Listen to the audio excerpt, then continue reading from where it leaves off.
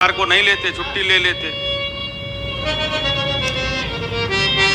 हम और आप कुछ भी नहीं कर रहे हैं। अगर सांस भी जो चल रहा है यह भी परमात्मा की कृपा है। जिस दिन कृपा बंद हो गई सांस भी लेना बंद हो जाएगा। जब हम सो जाते हैं तो सांस कौन लेता है? कई जरूरी कार्य हम भूल जाते हैं, सांस लेना भी भूल जाते हैं। अगर भगवत कृपा ना होती तो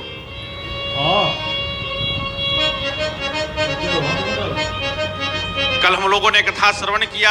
विश्वामित्र जी अयोध्या आए हैं, पूरा स्वागत सत्कार किया है। कल हम लोगों ने जाना कि विश्वामित्र जी कोई साधारण नहीं, जिन्होंने 100 शरीर त्रिशंकु महाराज को स्वर्ग भेज दिया। दूसरा स्वर्ग का निर्माण करने की क्षमता उनमें थी और उनको राक्षस यज्ञ में विघ्न करते हैं। पुरुषार्थ से सत्ता तो मिल सकता है, सत्य नहीं मिलेगा। स्वर्ग का शासन तो मिल सकता है, लेकिन परमात्मा की कृपा नहीं मिलेगी। जब तक परमात्मा नहीं मिलते जीवन अधूरा रहता है। परमात्मा की कृपा आंसुओं से, दैन्यता से मिलती है। पुरुषार्थ की एक सीमा है, सीमा भी सीमित होती है। असीम तो स्वयं भगवान है, जो चाहे कर दे। किसी को तिल का पहाड़ बना दे, किसी पहाड़ को कण में बदल दे। 2,95,000। विश्वामित्र जी के गुरु भी वशिष्ठ जी थे। वशिष्ठ कोई साधारण नहीं थे। वशिष्ठ को कहा गया कि आप मृत्युलोक में जाइए।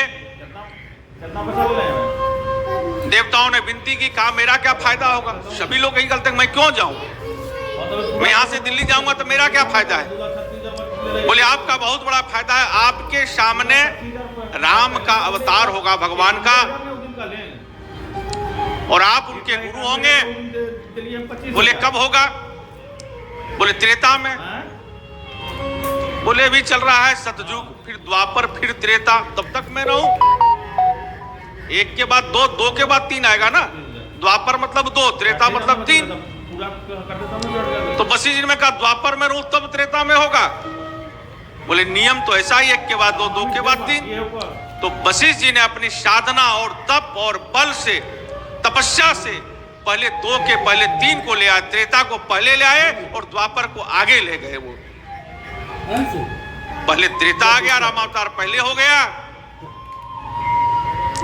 और कृष्ण अवतार बाद में उन्होंने कर दिया। युग को बदलने की जिनकी क्षमता हो उन्हीं को वशिष्ठ कहते हैं, जो युग को बदलते। हम आप तो अपने स्वरूप को नहीं बदल सकते और वशिष्ठ जी युग को बदल देते हैं। वो वशिष्ठ जी उनके गुरु हैं।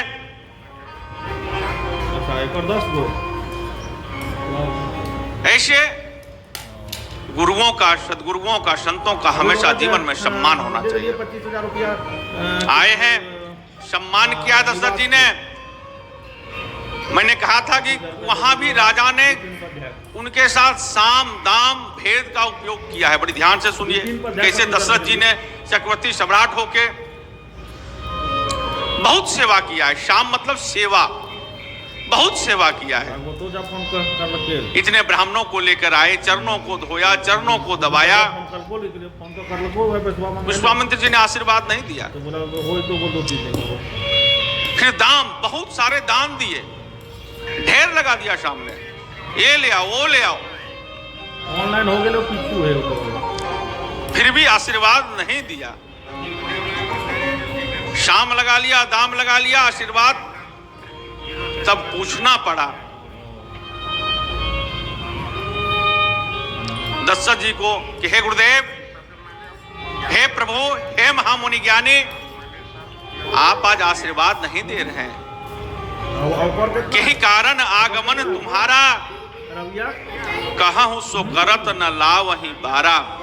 हे प्रभु, हे मुनि, आप कहिए किस कारण से आपका आगमन हुआ है। आपको बोलने में भले समय लग जाए, मुझे देने में समय नहीं लगेगा।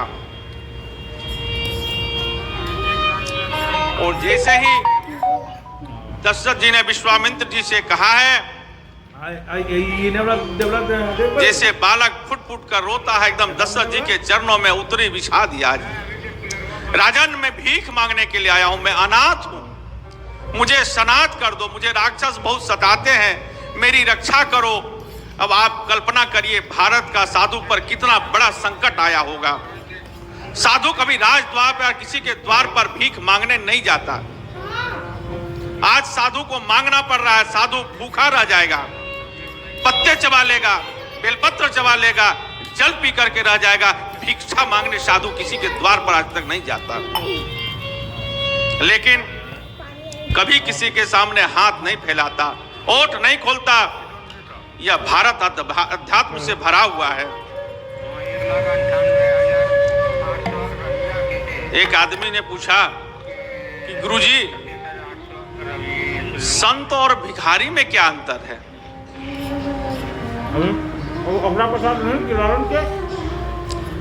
हमने कहा देखो, आध्यात्मिक रूप से तो संत का मतलब, साधु का मतलब उसे कहते हैं जो सब चीज को साध ले, या तो सब चीज से सद जाए, जब जैसा तब तैसा, ये ना पूछो कैसा, या तो सभी चीज को साध ले, सब कुछ जानता है।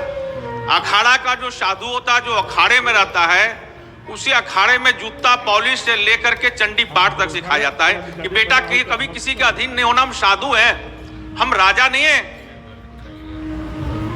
कि मुझे खड़ाऊ पहनने वाला व्यक्ति चाहिए, मुझे कपड़ा धोने वाला व्यक्ति चाहिए, मुझे गाड़ी चलाने वाला व्यक्ति चाहिए, मुझे कपड़ा प्रेस करने वाला व्यक्ति चाहिए, मुझे कथा करने के लिए किसी को बुलाना है, किसी को पूजन के लिए बुलाना है। इसे सब विधि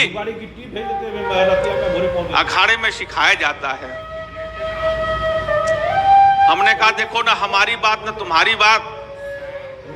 गांवों में भिखारी को भी साधु समझा जाता है और शहरों में साधु को भी लोग भिखारी समझते हैं। आज संत राजद्वार पर मांगने के लिए आया है, जो संत कभी मांगता नहीं। क्या मांगा है? असुर समूह सतामहि मोहि, हे राजा, असुर मुझे सताते हैं, यज्ञ नहीं करने देते। आप मुझे, मैं अनाथ हूं, मुझे सनाथ कर दीजिए। अनुज समेत देहु रघुनाथ, अनुज समेत देहु रघुनाथ,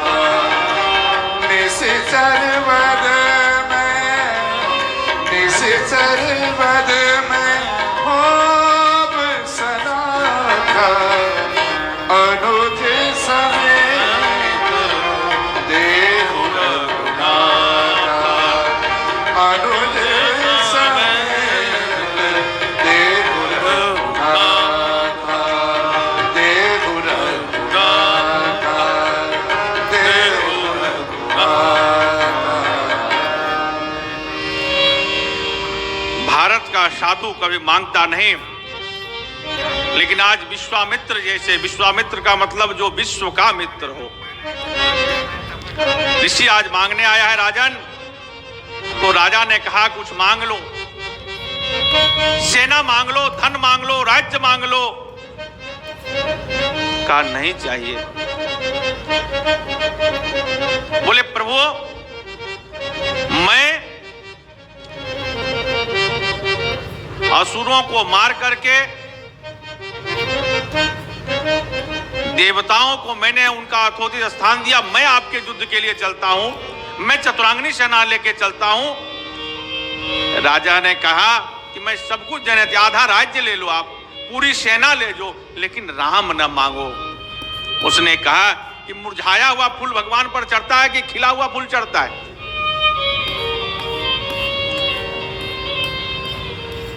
कहा नहीं, मुझे कुछ नहीं चाहिए, तुम मुझे राम के साथ लखन को दे दो, वही मेरे जग की रक्षा करेंगे। भारत की साधु संपत्ति नहीं मांगता, संतति मांगता है। संतान दो, देश के लिए, समाज के लिए, जग के लिए। जैसे ही राजा ने कहा मुझे लो, विश्वामित्र ने कह दिया कि नहीं चाहिए, देश की अगर रक्षा करनी है, धर्म की अगर सुरक्षा करनी है, संस्कृति का प्रचार प्रसार करना है, तो यह कार्य जवानी में ही किया जा सकता है। बुढ़ापे में कोई क्या करेगा? बुढ़ापे में कराहने और खांसने से फुर्सत मिलेगी तब ना। जब लगा यह नहीं मानेंगे, तो राजा ने शाम और दाम काम नहीं किया, तो भेद चला है कि गुरुदेव आप जानते हैं कि मेरे पुरुषार्थ से मेरे बच्चे नहीं हुए हैं, यह तो गुरुदेव की कृपा से हुआ है। तो वशिष्ठ जी आदेश दें तो दें, मैं कौन होता हूं, मेरा तो कोई अधिकार नहीं है, यज्ञ से हुआ है। कहा राजन, यज्ञ से तुम्हें पुत्र की प्राप्ति हुई और उसी यज्ञ की रक्षा करने के लिए तुम अपने बच्चे नहीं देना चाहते?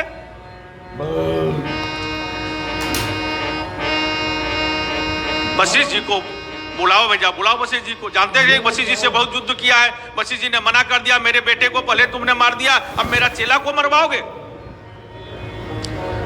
वशिष्ठ जी आए हैं,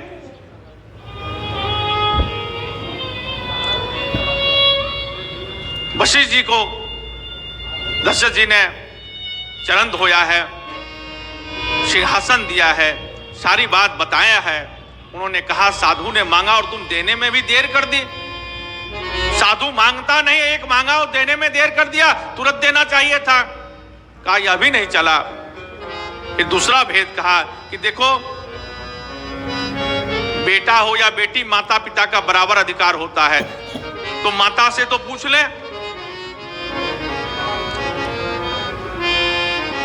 मैं इनका पिता हूं, माता का आदेश देना जरूरी है। महल के अंदर राम और लक्ष्मण जी गए हैं, और जैसे गए हैं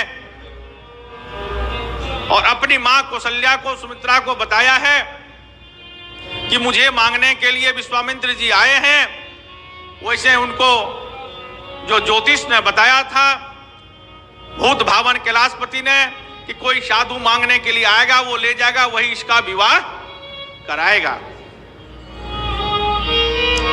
उधर से कहा जल्दी जाओ बेटा, मांगने आए तो चले जाओ। अभी दशरथ जी बात ही कर रहे थे कि बेटा मां का आदेश लेकर के आ गया।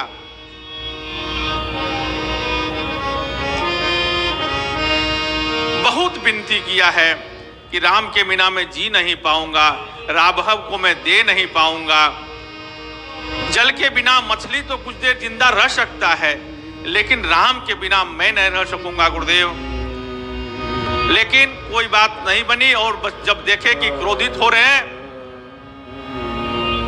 आइए दो पद हम लोग क्या विनती किए थे सुनते हैं कि राघव को मैं न दूंगा मेरे प्राण ना बचेंगे,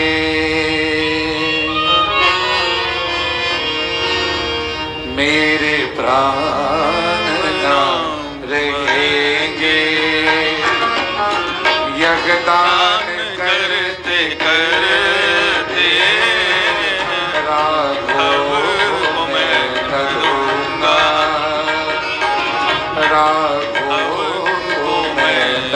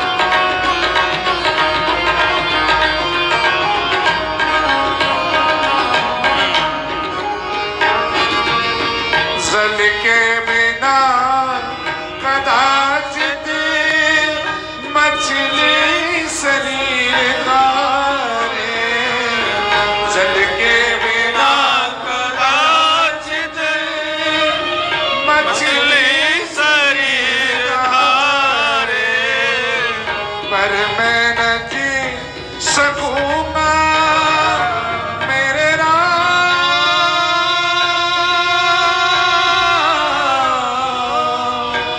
मेरे राम, मेरे राम, पर मैं न जी सकूंगा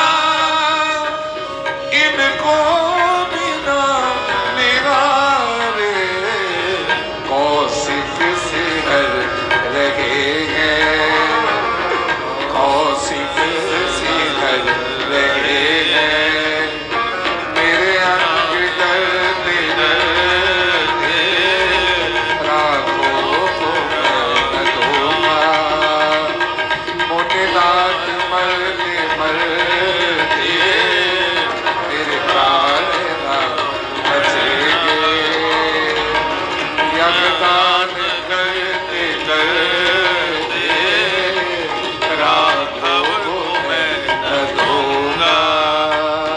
बहुत प्रार्थना किया है, बहुत प्रार्थना किया है।